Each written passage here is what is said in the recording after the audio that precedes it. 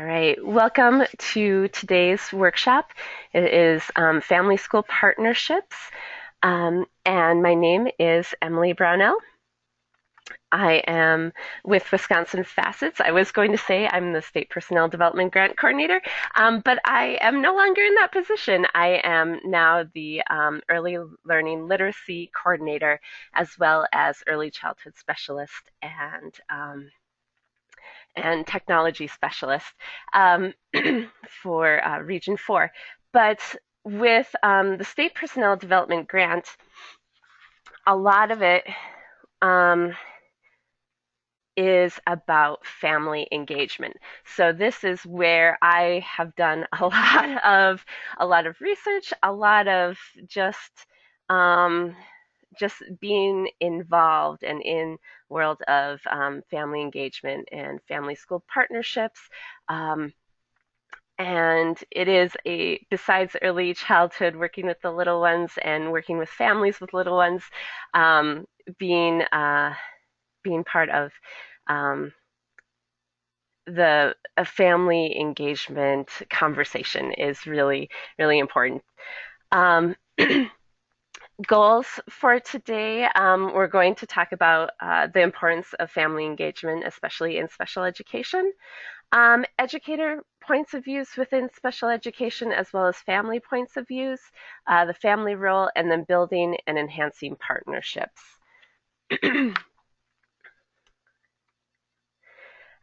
So this analogy of a dance, I don't know how many of you know, with Janice Fialka, talks about the partnership of parents and schools. It's kind of a dance. Um, and that families and professionals need to work together for the children. So sometimes, especially at the beginning, it may not be easy and there may be some stumbles along the way. But as they get to know each other and communicate, it gets easier and the partnership will be created. Just like when you think of dancing, um, especially with a partner, it's not always easy at first. Um, but then as you go along and you get to know one another, it gets increasingly easier and uh, more engaging and fun and a wonderful experience. So just wanted to take a couple minutes um, to kind of just reflect on. It's always good to start with what do you already know. And so I think of reflecting on first, how involved were your parents, your family in your education? And if you'd like to share, I would love, and I can read it out on the chat as well as others can see. I think where your um, families, um, were they more removed? Did they feel, their place was to be give you the education at home, and the school has the gives you the education to read and write and do math, or was a parent really active in the PTA or PTO? Did you have a parent as an educator? Um, for myself, my dad was a teacher, so he was always there. Where my mom, she felt that that was kind of my dad's realm. She definitely made expectations that I needed to go to school and that I was expected to go to college afterwards and I was expected to get A's. But she rarely went into the school building itself. Um, so I'd love to, and if you'd like to share out, I'd be happy to unmute you also.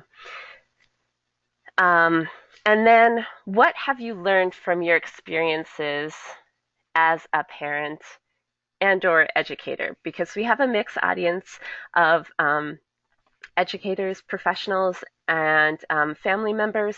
So just wanting to know your own experiences now as an adult.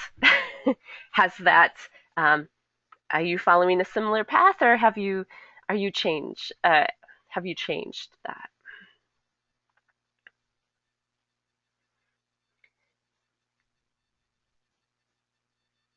And then the third question: what does family engagement, that term, when you think of it, when you hear it, that buzzword, what does that mean to you?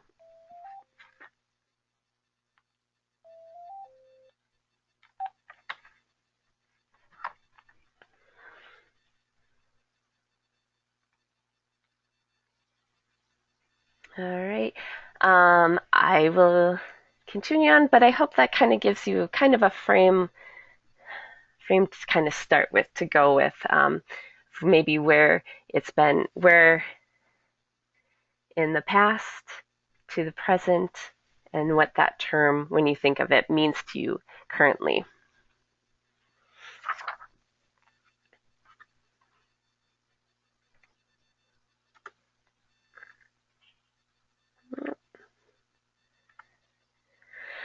Um, so this slide, importance and meaning of parent involvement and family engagement.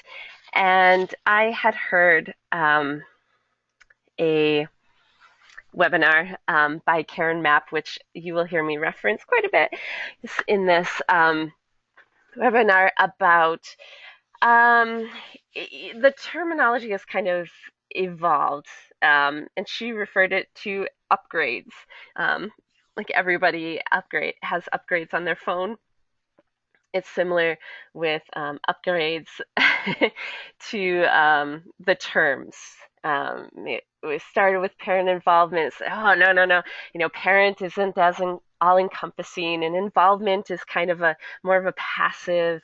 And that picture on the side right here, where we're not saying that parents are passive, but in the school context, they are only allowed to observe from a distance of what's going on. They're not involved. Like they they're not in there getting their hands dirty, kind of thing. Um, but they see what's happening, kind of. Where family is more, um, the could be anyone, a parent, guardian, grandparent, aunt, uncle, cousin, any adult caretaker, the child, and engagement being the this picture right here, the family playing baseball. They're right in there. They're part of it. Um, so that's uh, kind of using the pictures, which may not be perfect, but I hope that that helps a little bit. Um, and and I want to just go back. Thank you, Jackie. She had provided some information in the chat box for her, that she works with early childhood special ed students, come from different family backgrounds, and family engagement means different things for different families. But I find it is always best to give families the benefit of the doubt when it comes to their engagement with school and their involvement with their own student. I like to think that each family is doing the best they know how, and that is so key, so important. Thank you so much for sharing that, because um, it's that mindset that everybody is there for the child and wants the best for the child, um, and just some may not fit that prescribed perfect view of what we think it should be, but they are doing their part. Everyone is doing their part. Um, and there was an article, actually, I believe a website post by Larry Ferlazzo, on kind of this difference between family involvement or parent involvement, family engagement, um, and that um, when we're involving parents, ideas and energy tends to come from the schools and from government mandates, where when we're engaging parents, ideas tend to be elicited from families by school staff. Um, when we're involving parents, we might be pushing them to do something about what we as a staff think is important, where when we're engaging parents, they are challenged to do something about what they feel is important to do. Um,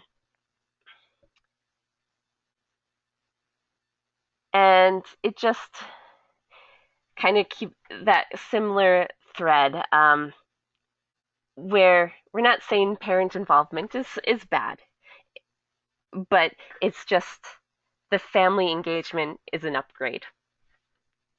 You know that it offers more opportunities and um, more change for the school, community, family, and in the end, really the student. And that's what we're all here for.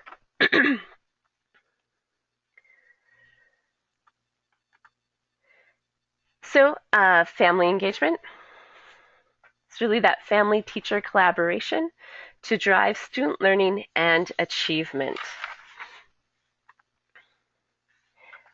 So, I really enjoy this slide of looking at it. So where in the school setting are you kind of feel um, is happening, I guess, with family engagement strategies and student learning? And this goes from lower impact to higher impact. And the lower impact, we have, celebrations, fundraisers, potlucks, performances, and showcases. Um, and then as increasingly as you go across to the high impact, we have things like on the far end, weekly data sharing folders, home visits, modeling of learning support strategies, parent help on learning projects. And they have the circle here that really kind of emphasizes those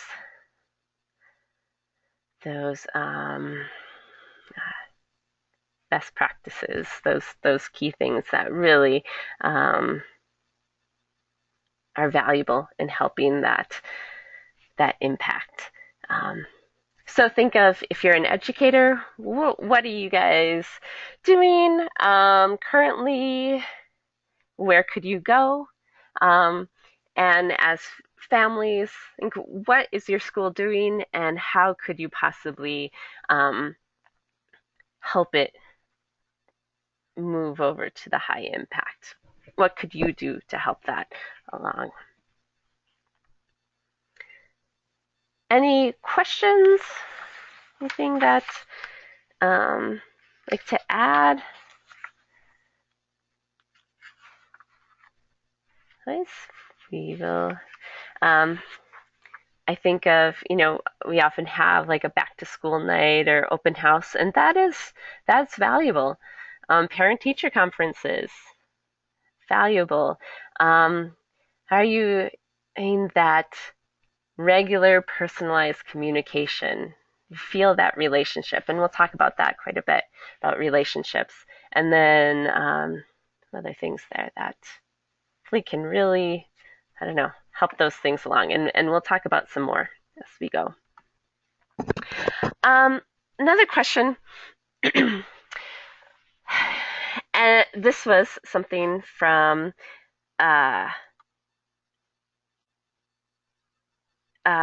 Karen Mapp and based from Higgins 2005 on capacity. And I really liked how this kind of set the stage. The question, why has it been difficult to cultivate and sustain effective family-school partnerships that support student achievement and school improvement? And the response is that the various stakeholders, that's being parents, family members, school leaders, school staff, community members, have not had the opportunity to develop the collective capacity to engage in effective partnerships. They, they just haven't had the chance to. It's not putting blame on anyone, but just realizing that just have not had the chance. So, and capacity being the connections, so building that relationship, um, that communication, that really just connecting and relating to one another. Um, the capabilities in that specific types of human capital, skills, knowledge, know-how, just that professional development, that being kind of instructed about the importance of it and how we can communicate and work together and how that could work in our community. The confidence, so just that individual, I can do this, um, and it may not be perfect, but I am in it. I'm committed to it, and I will. I want to do it. I value you, you value me, and we're going to do it together. And then that cognition, which you kind of mentioned before, that mindset, really that the beliefs, assumptions, and worldviews that you,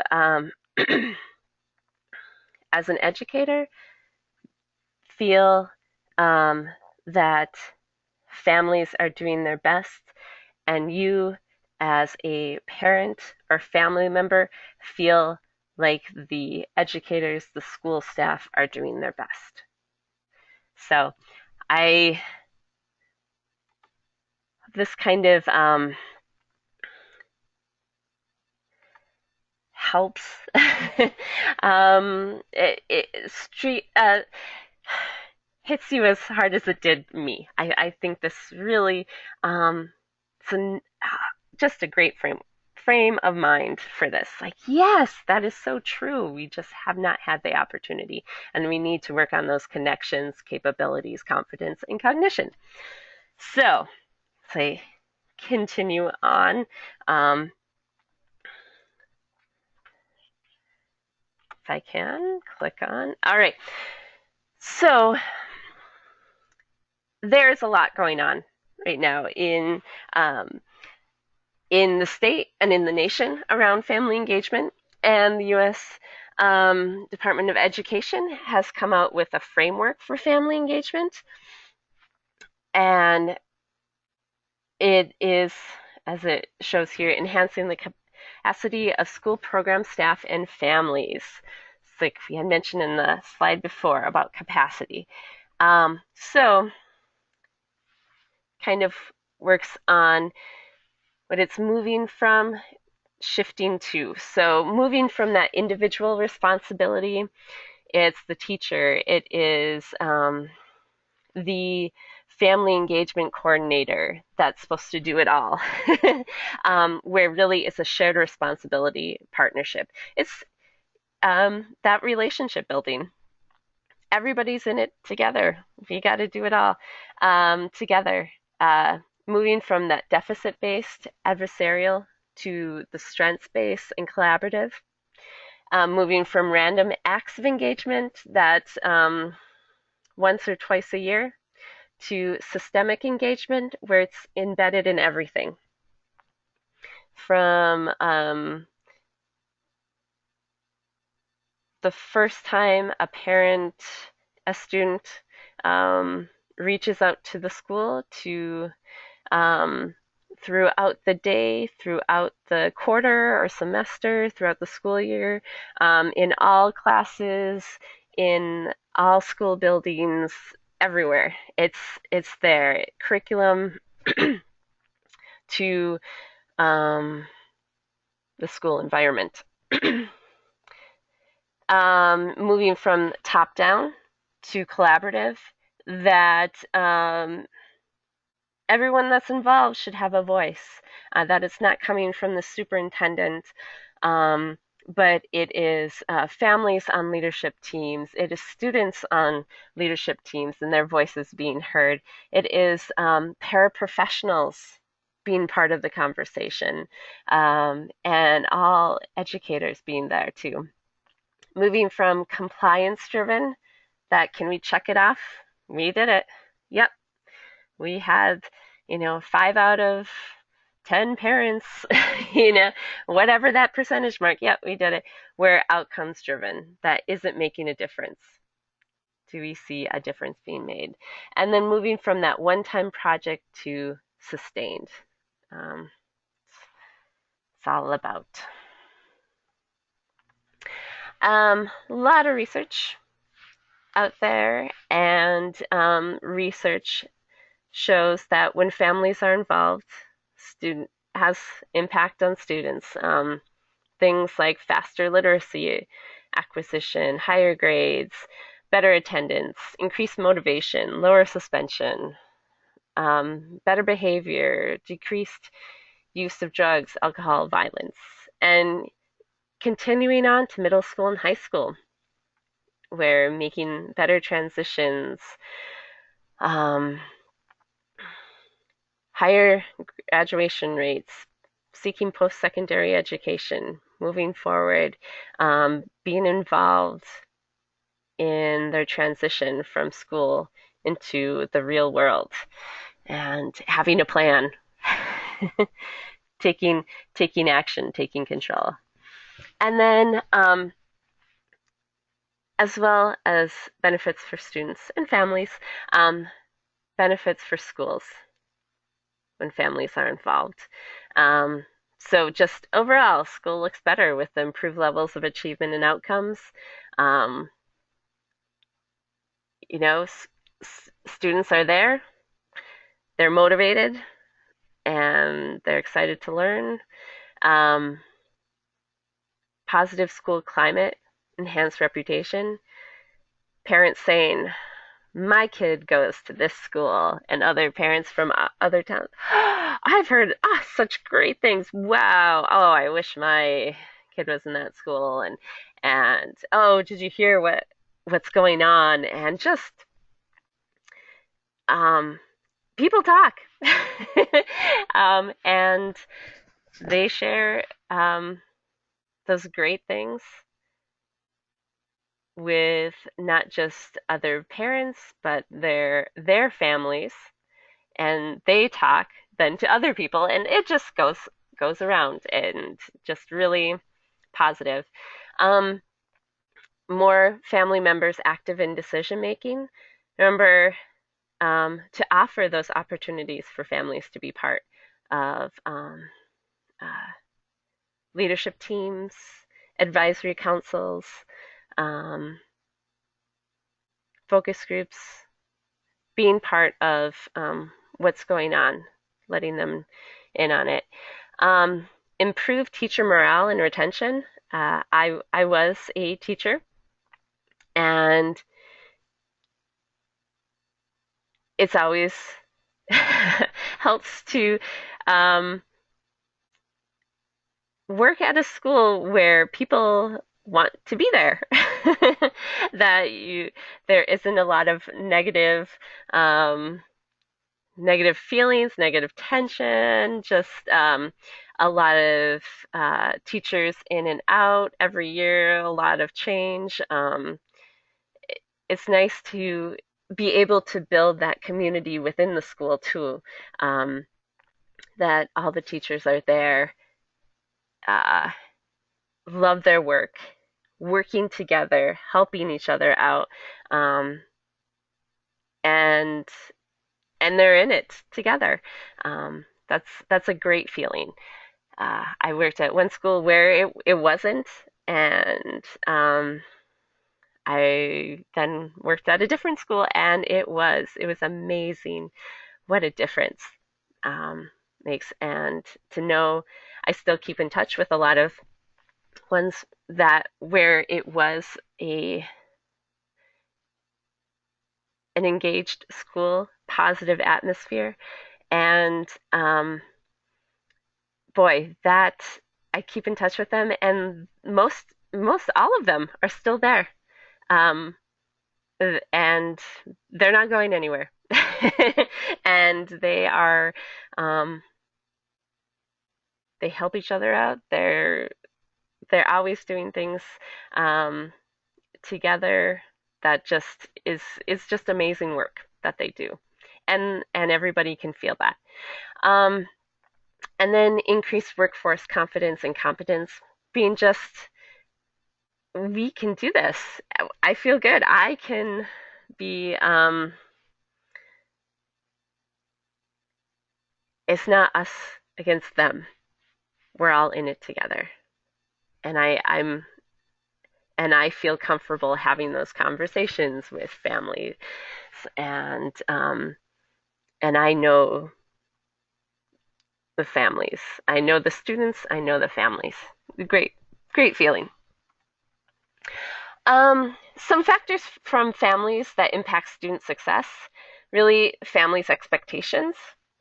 What do they expect of their students, of their children? Um, Family participation in education. So, where are they kind of in that education continuum of, are they active in the PTA? Are they active at home with homework? Are they giving their child opportunities to be curious or help their curiosity along? Are they just yeah, and then the parents' perception of the school. Are they welcome? Do they feel like they um, can approach the teacher or the principal or office staff? Um, that really makes a difference. Because even though something might not be said, uh, kids are smart. They can sense those things. so, um, so that makes an impact on student success also. So, what do families and what do schools want? Um, so, as you see from this list, it is pretty much about the same. And that is pretty awesome. So we know that, hey, we both want the same things. We want safe, caring environment. We want communication. Um, we want respect. We want support. And we want assistance. That's all. We want the same things. So, this kind of jumps in a little differently. This should actually be someplace else, but I apologize.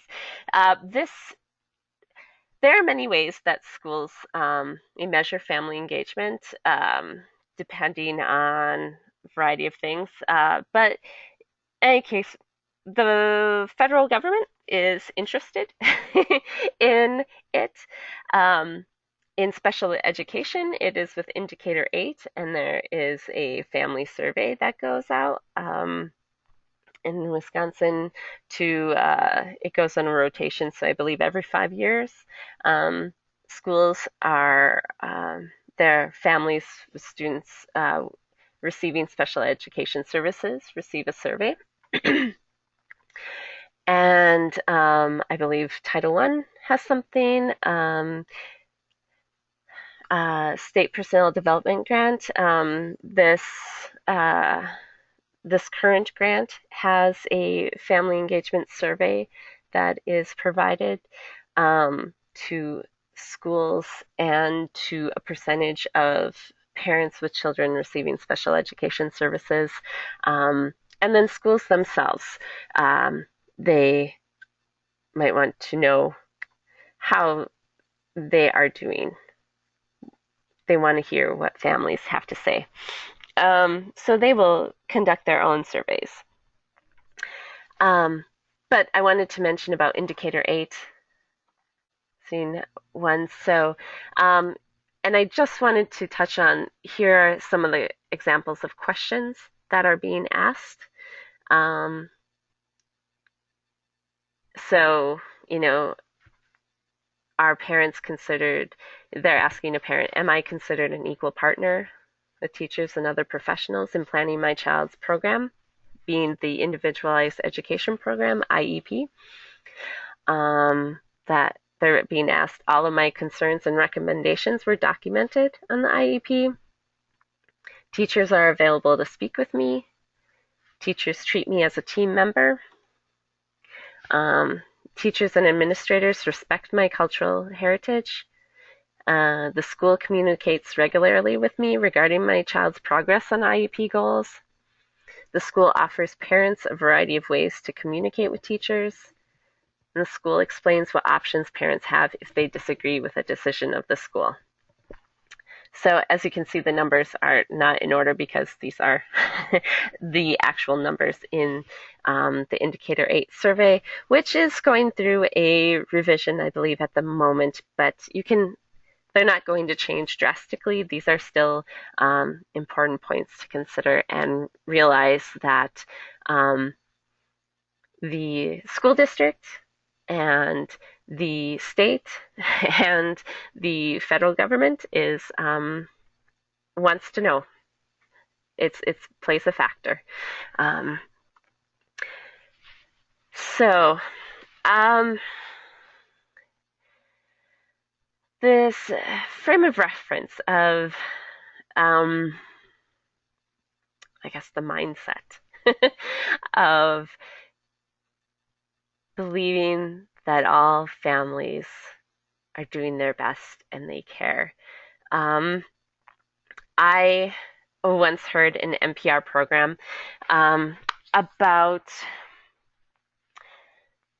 they were interviewing a veteran teacher, and she was talking about how, oh my goodness, when she started out, there was a teacher in the school that had amazing connection with students and families. She just was blown away by how the classroom management and um, just um, there weren't some of those issues that she was experiencing, and so she had asked this teacher, oh, so what is it? What do you do that that is so what is it? And she responded, every child walks into my classroom with three questions um, on on their forehead um, that only I can see. That's invisible, but they're there. And the three questions are: do you know who I am? Do you care about me? And can I trust you? And if you can answer those three questions, that child can trust you and will you have that relationship, um, that connection, that is just um, that engagement. And really, I was talking about this with another some colleagues, and they said, families have those same questions. When we want to know that, do you know who we are? Um, are you even interested in knowing who we are? Do you care about my child? Do you know my child? And can I trust you with my child? And those are so powerful. And if you can in any way, shape, or form answer those questions, um,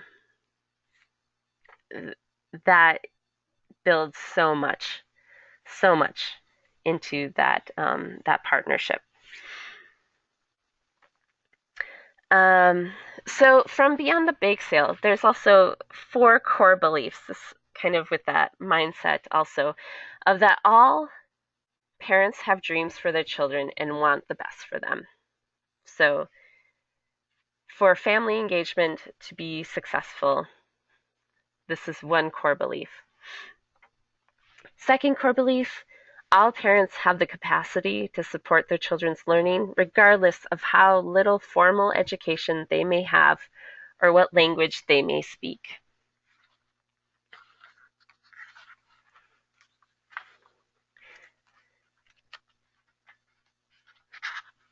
Core belief 3, that parents and school staff should be equal partners.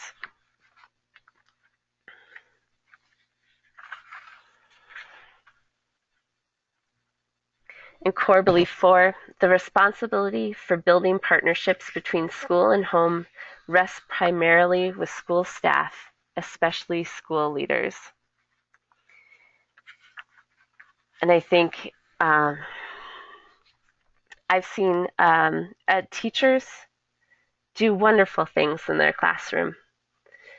But as a whole school, it's not there. It's just a teacher here, a teacher there.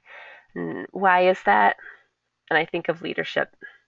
The administration has to be full on board leading the gang, you know. It's to have that always as a topic in school staff meetings, that living, breathing, that belief that um, families, that we're in it together, that we're partners, and that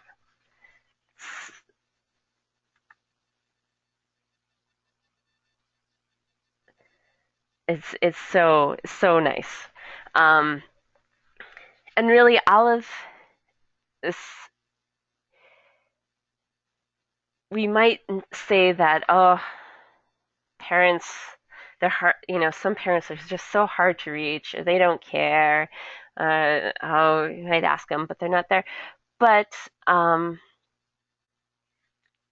research has shown that not only do many parents value education, but they feel it's essential for students, for their kids to be involved, to get an education, to go on to college.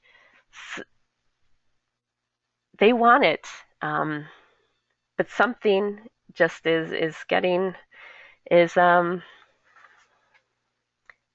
not feeling partners or ownership in the school somehow. So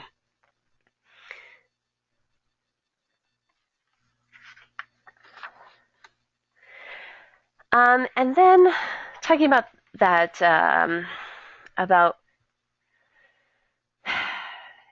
that every family really is unique. And we have to remember the the culture of families.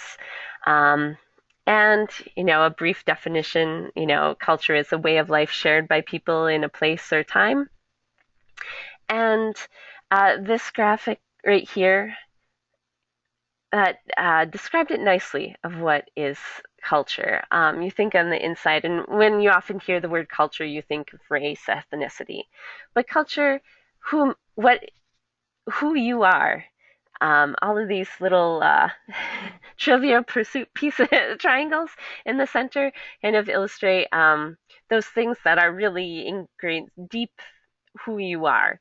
Um, and if something changes, um, like say physical abilities, that it's a life changing change. But you know, you're the age you are. you're 40, you're 40. You may say you're 29, but you're 40. Um, and then the petals on the outside are kind of those, say, in the last 10 years, how has that changed for you? Be your education, work background, income, marital status, military experience, religious beliefs, geographic location, parental status. Are you a new parent or are you an empty nester? Those kind of things. But all these pieces make up who you are. And I think of there's the culture of there's the U.S. culture.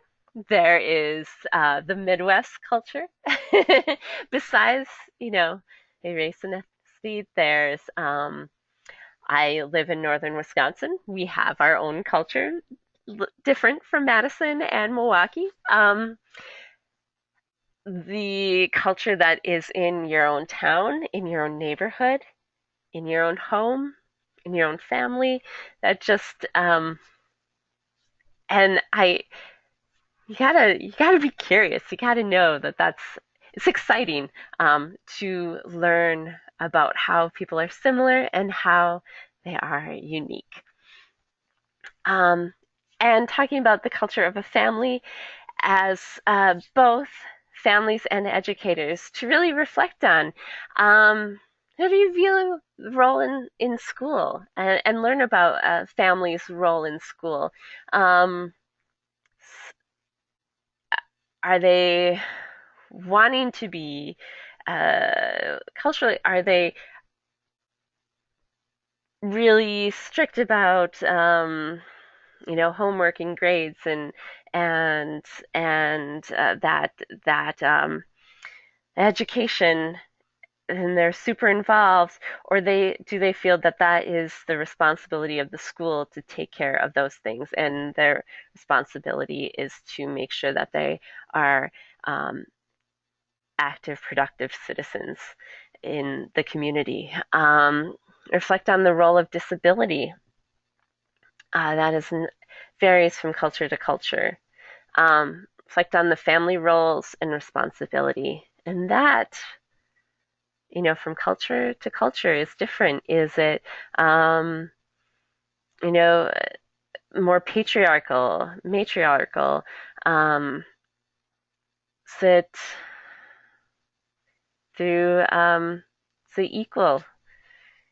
Is it a grandparent, an elder that makes that final decision? Um, Religious beliefs, language, access to information, resources, and services. Is it parent-friendly language? Is it in a language that the family um, reads? Um, is it if it's online? Is it also in paper? If they don't have internet access, just so that, and then the additional stressors. And I often think of work stress and medical stress. A lot of families with some children with severe health needs, their life is consumed with just making sure their child survives from day to day. So being aware and reflecting on those things. Some best practices. One thing is, I don't know if you've heard of the joining process between schools and families. So the welcome, honor, and connect. And welcome things, this is a brief list, but putting out the welcome mat. Where is it when you walk through that door? When you drive to the school, do you feel like people are proud of the school and welcome visitors?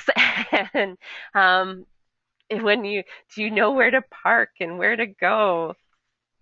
Or is it kind of locked down and there's nowhere to go and park, and it's chaos? Um, so putting out that welcome mat, encouraging the whole family to be a part of it. Um, Parents and grandparents and other siblings, And let's see. I also want to make a note of the set customer service standards.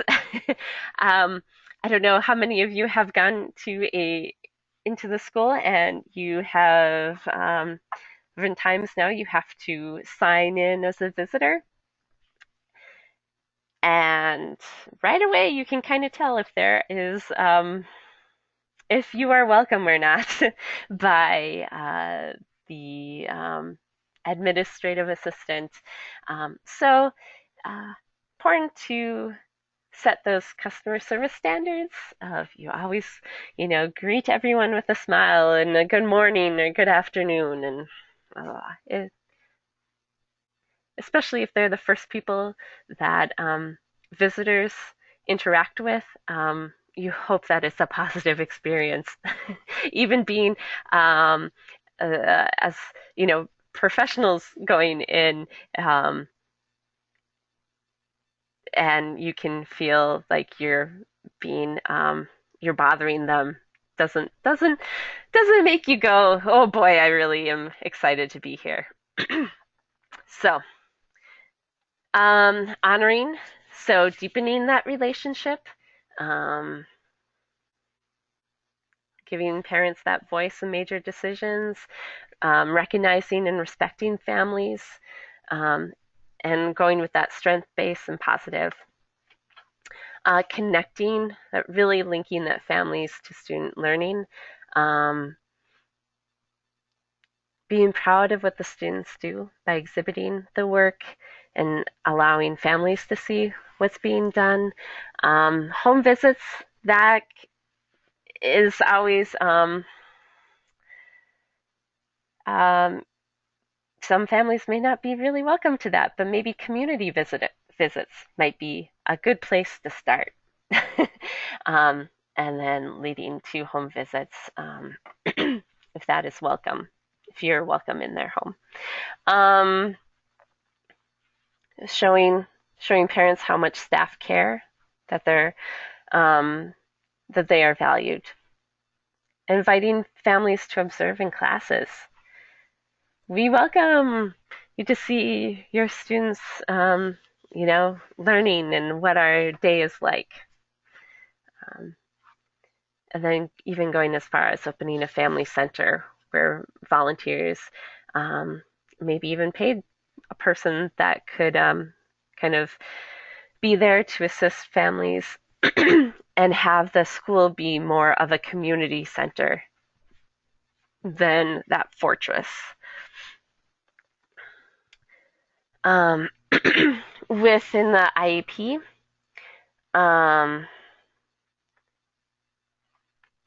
using many sources, being not just the special ed teacher putting together the IEP, but it being a collaborative process, and that each participant brings to the meeting an important link that fits together with all the other important pieces of the picture of who the child is and what their strengths and needs are. As well as having the child be involved too. And then families' role as a part in the IEP process. The family needs to come prepared and share information that will help the IEP team create a plan for the child. To remember to review all the records beforehand, to participate in the meetings, maybe to prepare beforehand if you have a list of questions or if there are things when you're looking through the records or past IEP or a draft of the IEP, highlighting it, highlighting your copy, and if you had any questions or ideas, is that you know your child best. So you have a voice there in the meeting.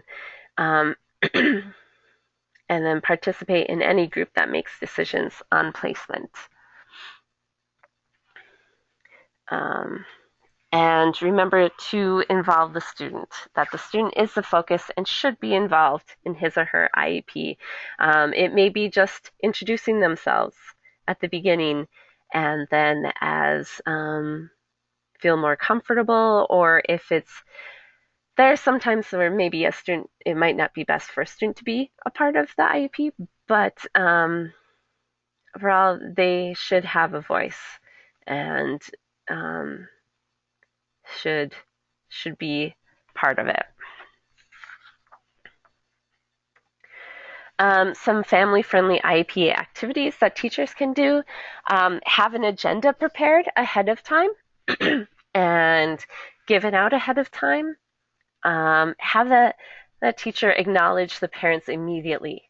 First time you see them, if it's greeting them at the door, in the parking lot, in the hallway, in the room that you're going to be meeting, ever it is, like acknowledging them right away, to remember that um, this isn't where they work. So they're being a guest, kind of. They feel that way.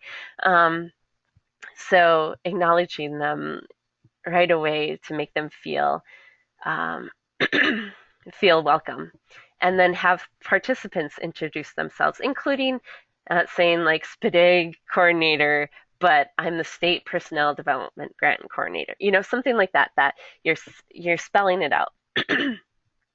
Getting rid of those acronyms.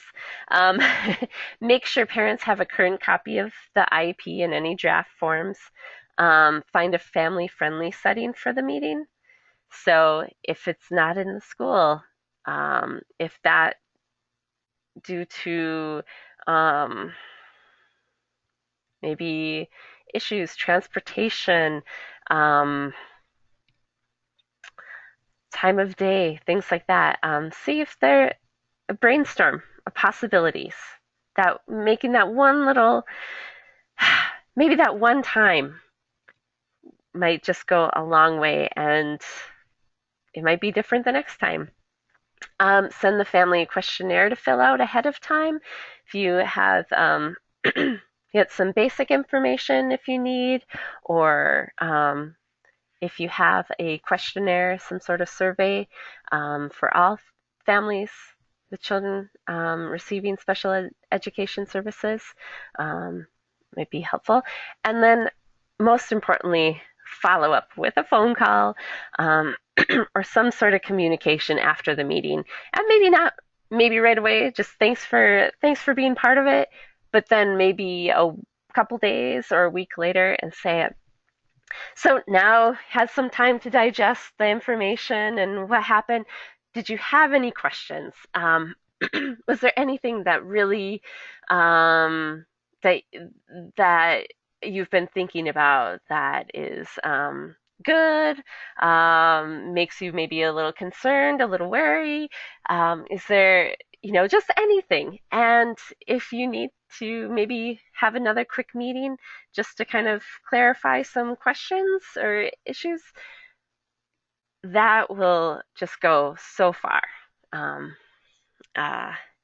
because I often think of when my child has an IEP, and um, it might be just in the moment, and questions aren't coming until you walk out the door and you say, "Oh, I forgot to ask about this," or after talking it over with a spouse or a family member, and they have questions, you go, "Oh, I didn't even consider that," and to have those, um, to be to have the opportunity to ask those questions and not wait until however long, when you don't know when you're going to see the person again. Like, is it going to be 6 months? Is it going to be next year? Is it going to be, in a month or whatever it is? So, goes a long way. And hours almost up. So, families are engaged in many ways, and encourage that engagement um, too, as with other families. So, um, and some roles families can take within schools and in the community. And then finally, this is, I liked this metaphor of baking a cake in like student achievement, where you think the ingredient that takes up the most volume is flour when you're baking a cake, which could be, that the school staff, administration. But what is that one ingredient that um, really is needed but doesn't take that much volume, but that little bit goes a long way. And that is, um, if you've ever baked a cake and forgotten the baking powder, um, that really makes the difference. um, so think of family school partnerships, that family engagement, as being the baking powder in your cake. Um, that you need it to make it taste wonderful, to make it turn out. Um, and without it, it just isn't the same. It just won't taste the same. So, um, sir, there's some online resources, contact information for Wisconsin Facets or WISPE, which is the Wisconsin Statewide Parent Educator Initiative. And each CESA has a family engagement coordinator as well as district liaisons if you are interested in that. And this PowerPoint was originally funded by DPI State Personnel Development Grant. And to thank you so much. It is 1 o'clock, so if you need to go, let you go. But if there are any questions, I will stay on for a little while. And I hope you have a great day.